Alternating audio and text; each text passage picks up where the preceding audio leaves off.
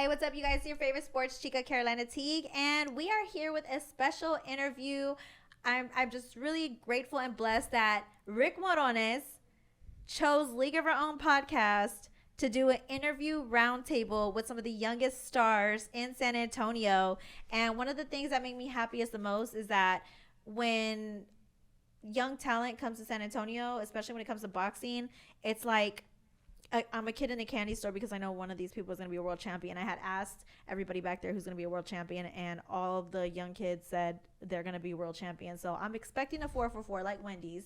I'm expecting you guys to become a world champion. So here I have Ricky Nunez here with me, and he is a boxer in San Antonio. He just had his first fight recently. Second fight. I'm sorry. Second fight recently. And you are 2-0 right now at the moment, correct? Undefeated? 2-0 with 2 knockouts. Wow. Okay, so what rounds were your knockouts in? My first one was in the first round, and my second one was in the second round. Dang, that's really quick. And you are not a scrub off the street. No. And the reason why I say that is because your dad is also Rick Nunez, who is a part of South Park Boxing. And he's a huge name in San Antonio, too. Like, when I think about boxing in San Antonio, Rick is one of the first people that comes to my mind. Very, very talented. And you have a personal relationship, Rick, as well. Between you and Rick, you guys have incredible production companies, especially when it comes to boxing and looking at young talent. So I've always told Rick this, too, personally, that you are probably the next big thing because he knows exactly how to train a world champion. He's trained somebody like Barrios and things of that nature. So how do you, how is it like having your dad in your circle? You know, it's I'm blessed to have my dad in my corner because he knows how to work with world champions, like you said, and I mean, we just work hard every day. And when we're in the gym, he's not my dad no more. He's my coach. Mm-hmm. When we get home, it's a whole different story. I mean, he could be mad at me in the gym, but when we get home, he's not mad at me no more because we got to change from the coach to the dad, from the son and dad thing to the coach and trainer and the fighter. And that's actually a skill on its own because sometimes it's hard to remove that coach hat and put on the dad hat. But do you see... Does he expect a lot more from you because he raised you in that field, or what are his expectations for you? You know, he does expect a lot from me, but he expects a lot from all his fighters. Like he trains everyone the same. He wants all of his fighters to make it. He doesn't pick not one fighter. He doesn't just want one fighter to make it. He wants all of his fighters to make it. So that's one thing about my dad, that he just wants all of us to make it. So he trains us really hard, and we just have to deal with it, you know. We have to get it done. So did you kind of grow up in that world, and then you just fell in love with the sport and wanted to get into it? How did that come about? You know, it started when I was like 3 or 4. My dad was in the gym, and he would just take me with him to the gym, and I was like a little bad kid, and I'll be running around the gym, you know, cussing at people and stuff. But when I turned like around 4, that's when I started hitting the bags and stuff, and I didn't really fall in love with the sport until I was about 10 or 11 because, I mean, I was training half of my life already.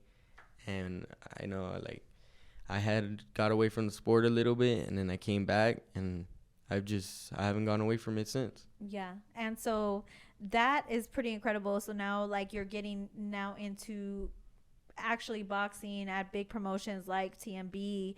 How do you feel, you know, working with somebody like Rick Morones and having him being able to put you guys in a position to become actual world champions one day? Oh yeah, I'm grateful for Rick. You know, he put us all on this card. It's gonna be a spectacular card. It's gonna be a really big card. I mean, we got all these young fighters, all these young hungry fighters. I know my opponent's coming ready, but I'm coming better than ever. You know, every fight I'm coming better than ever. How do you grow with each fight? Like, what lessons have you learned with each fight that you've had under your belt? You know, I'm learning to not be as nervous. And when I come out, I'm learning to showcase my skills a little more because, I mean, it's different. I don't know how to say it, but, like, there's too many there's a lot of people there, more than like when you fight in the amateurs and stuff. So I just got to get used to like not being nervous and showcasing my skills and all that.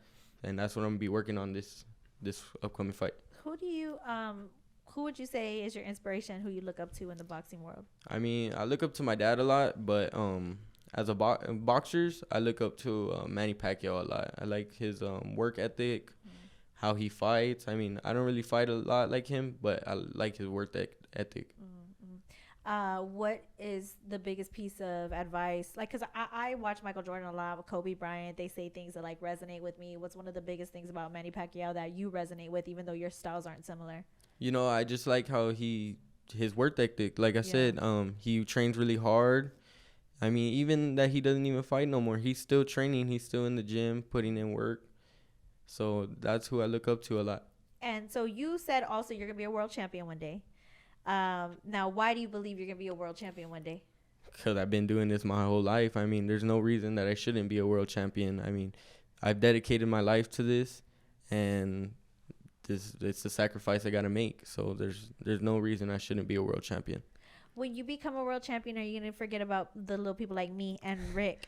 No, I've told all my friends tell me too. Little? All my friends have told me the you know what I same. mean? Like, you know what I mean? All my friends always tell me too, and my family are always like, "Don't forget about us." But I'm not gonna forget about them. I don't even think I'll probably leave like my hood. I mean, I want to stay in the hood. I want to be the pride of SA. Actually, I don't want to leave San Antonio. I want to be here. You should Yeah. leave. I don't want to. I want to stay here. Yeah. Because this is like where my roots are. This is where I started, and this is where I've been here my whole life. So there's no point in me leaving. Okay, since you love San Antonio so much, who are some San Antonio legends when it comes to athletes? I need to give you a top 4. It don't matter what sport. All right, Mario Barrios, Okay. Tim Duncan, Tony Parker, and Manu Ginobili. Dang, that's actually a really good top 4. they're actually really good basketball players. And then Mario, he just got his second belt, so I'm really proud of him because I've always looked up to him. I used to train with him ever since I was up until 14. And then he went and started holding training camp over there in Cali, and then he went over there to Vegas. So I'm really proud of him. Well, I look up to him a lot. Well, we're really proud of you. Seems like he got it. One thing, I'm gonna throw 2 cents in on something. One thing that people don't know, like, I mean, we go way back. I mean, Rick, and as you mentioned, Mario, I think Ricky was maybe 9 years old, and they were training at our gym. Yeah. And, I remember him as a kid fighting, and he lost his first 4 fights or whatever it was. I don't really remember. You know, at that age, you know, when you experience a little bit of failure, and it's just a lot of times you just kind of don't want to do it no more. Right. This kid stayed in the gym. He stayed at his craft. He stayed working. And I think when destiny brings you back to something, and you're able to overcome obstacles so early, especially as a young kid, there's nothing. I mean, I really believe there's a force that could really stop you, only yourself. And he has all the pieces around him from top to bottom. Like he said, there's no reason why he shouldn't be. And for me, it's exciting to have him. I was showing him a picture earlier. I did my first Pro-Am. How old are you, Ricky? Maybe 10, 9? I was, 11, I think 11, maybe 11. 10. And he was my main event. And it was the first press conference I have. So we have a nice picture together. He's a kid, and I'm older. And then Rick, his father, had 4 or 5 professional fights. All were with me as well that I promoted.